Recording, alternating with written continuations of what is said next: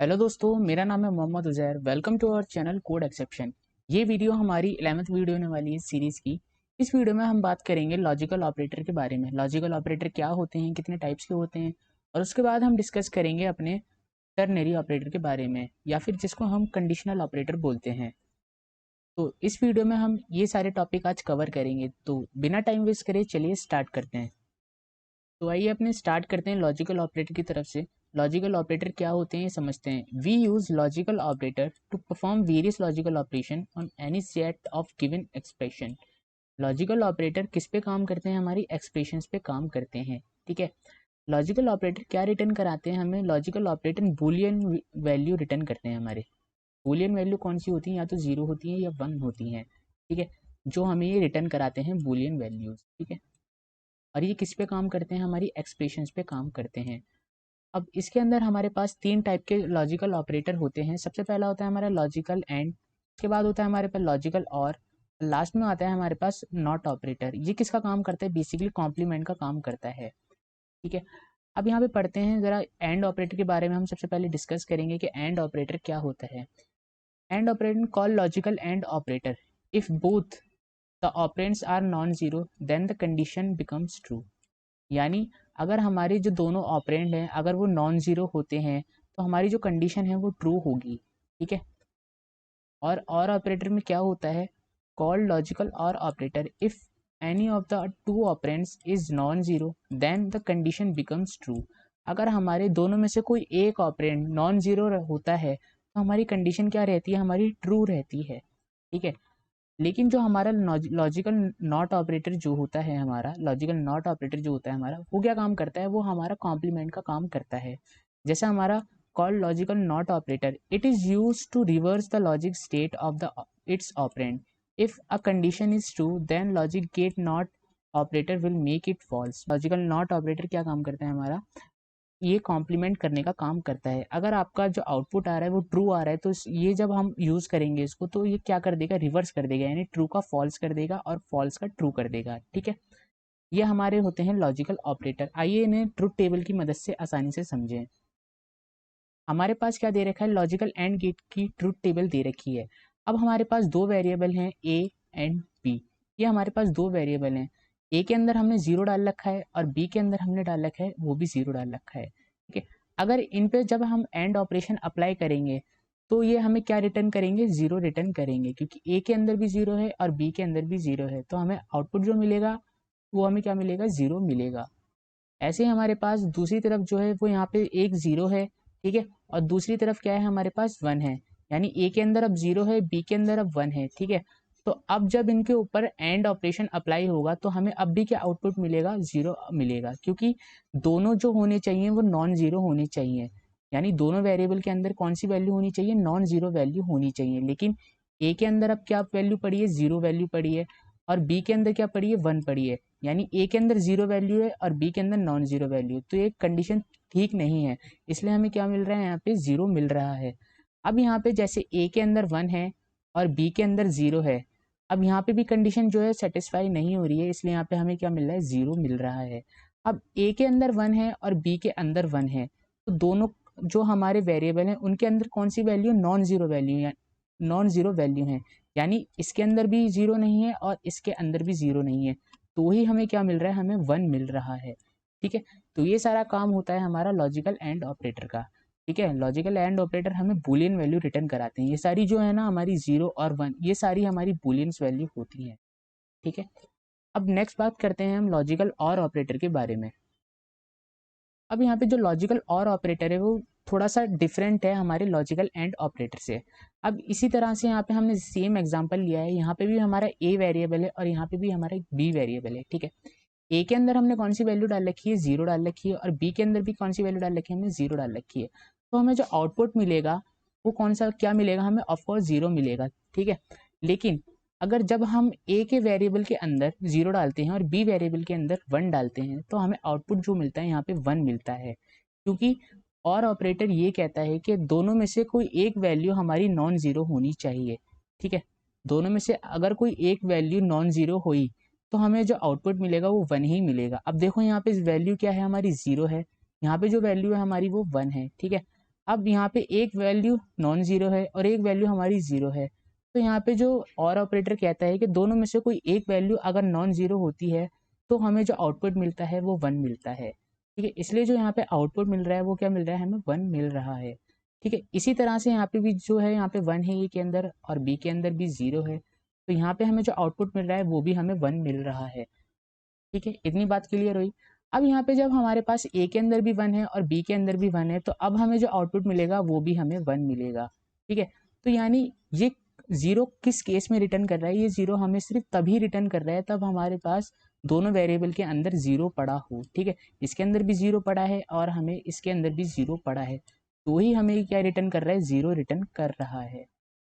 ठीक है, I hope इतनी बात आपको क्लियर हुई होगी। अब हमारे पास लास्ट जो ऑपरेटर बचता है वो हमारा नॉट ऑपरेटर होता है, उसको हम अपने VS कोड के अंदर इम्प्लीमेंट करके देखेंगे और वहीं उसको समझेंगे। तो चलते हैं अपने VS कोड की तरफ।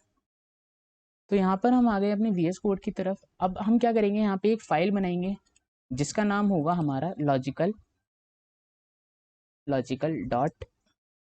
लॉजिकल.सी से नाम से हमने एक फाइल बनाई। ठीक है, या फिर हम एक काम करते हैं, इसको लॉजिकल ना रख के हम logicalone रख देते हैं, क्योंकि लॉजिकल नाम से एक ऑलरेडी फाइल बनी हुई है। ठीक है, एंटर मारेंगे, यहाँ पर क्या बन गई, हमारी एक फाइल बन गई। अब हम क्या करेंगे, साइड बार क्लोज करेंगे और अपना थोड़ा सा जूम करेंगे अपने VS कोड को। अब सबसे पहले हम क्या करेंगे, यहाँ पे अपनी लाइब्रेरी इंक्लूड कराएंगे, तो हैश इंक्लूड stdio.h। उसके बाद हम दूसरी लाइब्रेरी इंक्लूड कराएंगे, हैश इंक्लूड conu.h। ठीक है, ये दो हमने अपनी लाइब्रेरी इंक्लूड कराई हैं। अब हम क्या करेंगे, अपना मेन फंक्शन स्टार्ट करेंगे। तो मैं लिखूंगा यहाँ पे void मेन, उसके बाद हमें कर्ली ब्रेसेस लगाने होंगे, खोलने होंगे, और यहाँ पे हमारा void मेन कंप्लीट हो चुका है। अब मुझे क्या करना है, यहाँ पे अपने इम्प्लीमेंट करना है अपने लॉजिकल ऑपरेटर्स को। तो सबसे पहले मेरे को दो वेरिएबल की नीड पड़ेगी। तो सबसे पहले मैं दो वेरिएबल बनाता हूँ जो होंगे हमारे इंटीजर डेटा टाइप के। तो मैं लिखता हूँ इंट a एंड b। ठीक है, अब मैं क्या करूँगा, इनके अंदर वैल्यू असाइन कर दूंगा। जैसे यहाँ पे 1 डाल दूंगा और यहाँ पे क्या डाल दूंगा, 0 डाल दूंगा। ठीक है, एक में मैंने 1 डाला, दूसरे में मैंने 0 डाला। अब मैं इनका जो आउटपुट है वो प्रिंट करवा के देखता हूँ क्या आता है।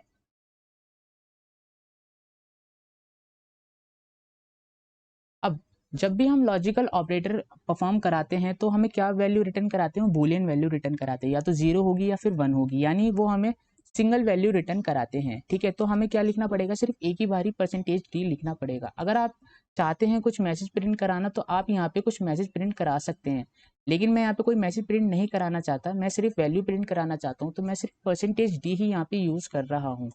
अब मेरे को क्या करना है, अपने लॉजिकल ऑपरेटर को इम्प्लीमेंट करना है, तो मैं कॉमा डालूंगा।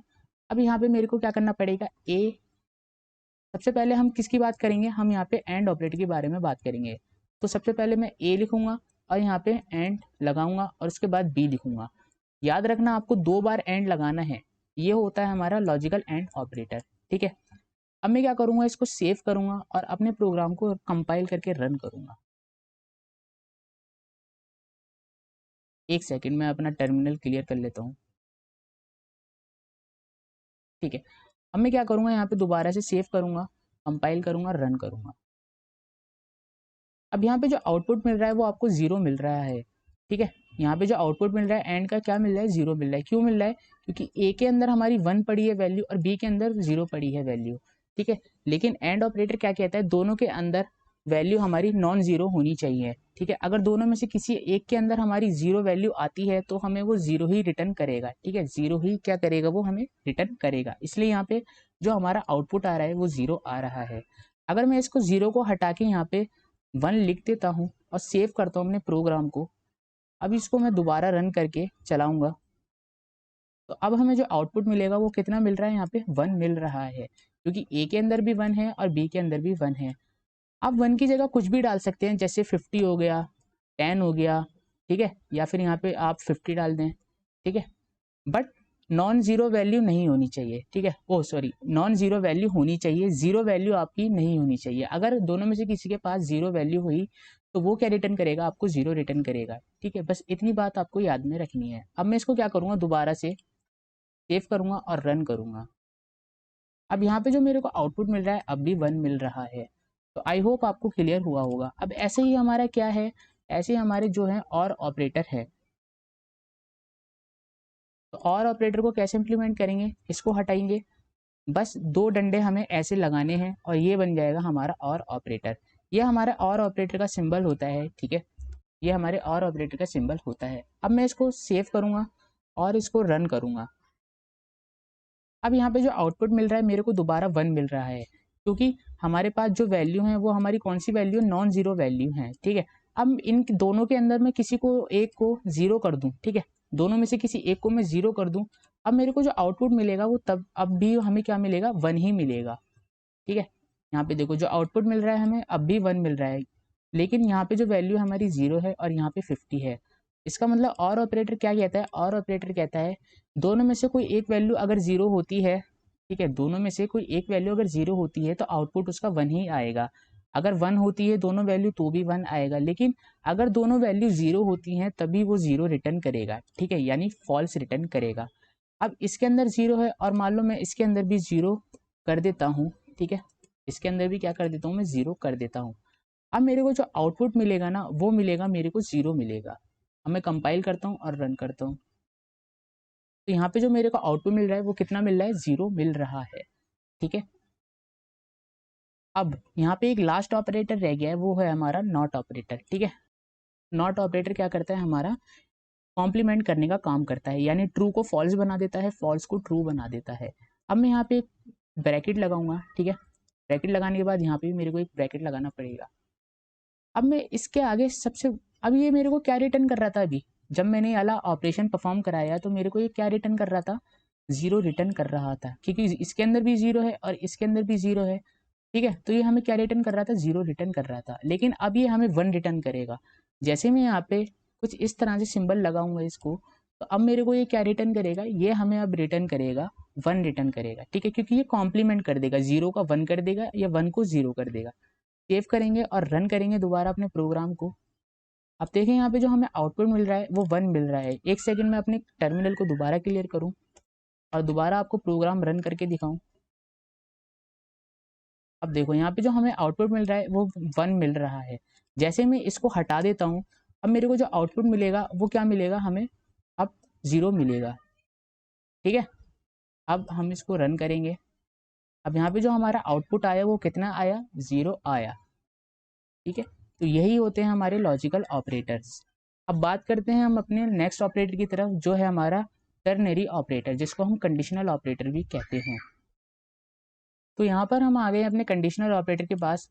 अगर हम चाहते हैं अपने प्रोग्राम में कोई चीज़ कंडीशन के बिहाफ पे वर्क करे, ठीक है, अगर हम चाहते हैं कोई चीज़ कंडीशन के बिहाफ पे वर्क करे तो हम किसका यूज़ करते हैं, कंडीशनल ऑपरेटर का यूज़ करते हैं।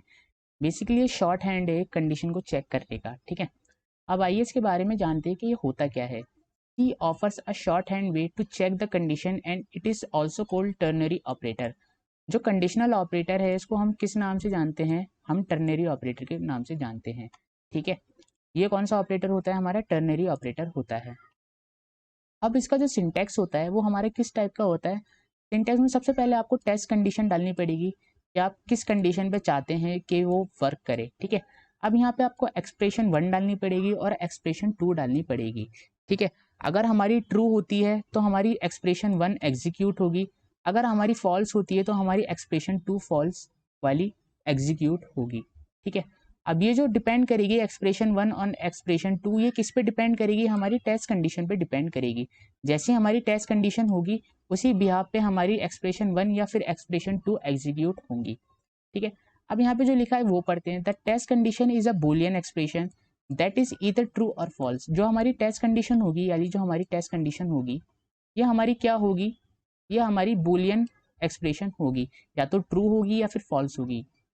If the condition is true the expression 1 is executed. अगर हमारी ये, एक सेकेंड मैं हाईलाइटर चेंज करता हूँ ज़रा। अगर हमारी कंडीशन, टेस्ट कंडीशन हमारी क्या होती है, ट्रू होती है, तो ये किसको एग्जीक्यूट कर देगी, ये हमें एक्सप्रेशन 1 को एग्जीक्यूट कर देगी, ठीक है। अगर हमारी जो टेस्ट कंडीशन है वो फॉल्स होती है तो वो हमें किसको एग्जीक्यूट कर देगी, फिर एल्स को एग्जीक्यूट कर देगी, यानी एक्सप्रेशन 2 को एग्जीक्यूट कर देगी, ठीक है। तो ये होते हैं हमारे कंडीशनल ऑपरेटर। आइए इसको हम अपने प्रोग्राम के अंदर इम्प्लीमेंट करके देखते हैं। तो यहाँ पर हम दोबारा आ गए हैं अपने VS कोड के अंदर। अब हम क्या करेंगे, अपने उसको इम्प्लीमेंट करके देखेंगे कंडीशनल ऑपरेटर को। तो मैं सारी चीज़ हटा देता हूँ, ठीक है। अब मेरे को ये क्या करना है, अपने इम्प्लीमेंट करना है कंडीशनल ऑपरेटर को, ठीक है। तो मैं सबसे पहले इंट लिखूंगा, ए लिखूंगा, और मैं चाहता हूँ चलो एक ही वेरिएबल रखते हैं यहाँ पे, ठीक है। अब उसका सिंटैक्स क्या था, उसका सिंटैक्स था हमारे पास सबसे पहले टेस्ट कंडीशन होनी चाहिए, ठीक है। तो टेस्ट कंडीशन में हमने सबसे पहले ब्रैकेट रखा, ठीक है। ब्रैकेट रखने के बाद क्या करा हमने, अगर ए बड़ा होता है, ठीक है, 18 से, अगर ए बड़ा होता है 18 से, तो क्या करना, एक्सप्रेशन 1 में एफ प्रिंट एफ में क्या प्रिंट करा देना, हमें प्रिंट करा देना यू आर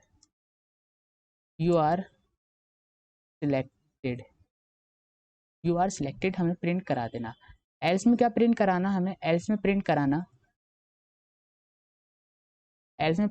कराना हमें यू आर नॉट सिलेक्टेड, ठीक है। ये हमें क्या होगा, ये हमें प्रिंट होगा, ठीक है। थोड़ा सा जूम आउट कर लेते हैं अपने उसको VS कोड को, और यहाँ पे क्या करते हैं, हम टर्मिनेट कर देते हैं इसको, पूरी की पूरी लाइन को, ठीक है।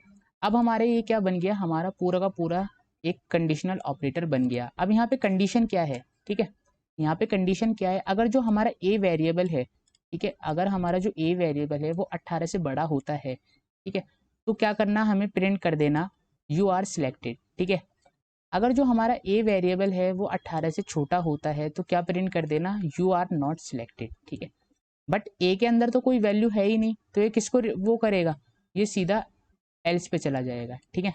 किस पे चला जाएगा, एल्स पे चला जाएगा। तो मेरे को प्रोग्राम अपना ठीक रखना है, तो यहाँ पे मैं क्या कर देता हूँ, वैल्यू डाल देता हूँ। अब मैं यहाँ पे कितनी वैल्यू असाइन कर दूंगा, इसको 20 वैल्यू असाइन कर दूंगा, ठीक है। मैंने इसको 20 वैल्यू असाइन कर दी। अब यहाँ पे ये चेक करेगा 20 बड़ा है 18 से, वो कहेगा हाँ ट्रू है, तो हमारे को क्या प्रिंट होगा, यहाँ पे हमारे को ये प्रिंट होगा, यू आर सिलेक्टेड, ठीक है। तो अब सेव करते हैं और अपने प्रोग्राम को रन करा के देखते हैं। अब यहाँ पे जो हमें आउटपुट मिल रहा है वो क्या मिल रहा है, यहाँ पे यू आर सिलेक्टेड, ठीक है। जो हमें आउटपुट मिल रहा है वो क्या मिल रहा है, यू आर सिलेक्टेड। अब अगर मैं इसको क्या करता हूँ, बना देता हूँ 10, ठीक है। अब मैं इसको क्या कर देता हूँ, 10 बना देता हूँ। अब मेरे को जो आउटपुट मिलेगा वो ये मिलेगा, यू आर नॉट सिलेक्टेड, ठीक है। अब अपने प्रोग्राम को दोबारा कंपाइल करके रन करते हैं। अब यहाँ पे जो मेरे को आउटपुट मिल रहा है वो क्या मिल रहा है, यहाँ पे यू आर नॉट सिलेक्टेड, ठीक है, क्योंकि कंडीशन क्या हो रही है, हमारी फॉल्स हो रही है, ठीक है। 10 बड़ा नहीं होता 18 से, ठीक है, तो कंडीशन क्या हो रही है, हमारी फॉल्स हो रही है, ठीक है। तो इसी वजह से हमारी कौन सी वो एग्जीक्यूट हो रही है, हमारी एल्स पार्ट एग्जीक्यूट हो रहा है, ठीक है। आप चाहें तो काफ़ी अलग अलग क्वेश्चन इसके थ्रू कर सकते हैं, ठीक है। ये होते हैं हमारे conditional operator. Basically conditional operator किसी कंडीशन के ऊपर वर्क करता है। जैसे आप चाहते हैं आपके प्रोग्राम के अंदर कोई कंडीशन के ऊपर काम हो, जैसे आप चाहो कि मतलब 18 से बड़ा हुआ तो वोट डाले, 18 से छोटा हुआ तो वोट ना डाले। आप चाहते हैं अपने प्रोग्राम के अंदर थोड़ी बहुत कंडीशन लगाना कि अगर ये कंडीशन ट्रू होती है तो ये वाला पार्ट हमारा एग्जीक्यूट होगा, अगर ये वाली कंडीशन होती है तो हमारा ये वाला पार्ट एग्जीक्यूट होगा। तो आप कंडीशन ऑपरेटर को यूज़ कर सकते हैं, ठीक है। तो यही तक थी हमारी आज की वीडियो। तो आई होप आपको आज की वीडियो समझ में आई होगी, अच्छी लगी होगी। अगर आपको आज की वीडियो समझ में आई, अच्छी लगी, तो हमारे चैनल को लाइक करें, सब्सक्राइब करें और बेल आइकन दबाना ना भूलें, ताकि आने वाली वीडियो आपको टाइम पर मिल जाए।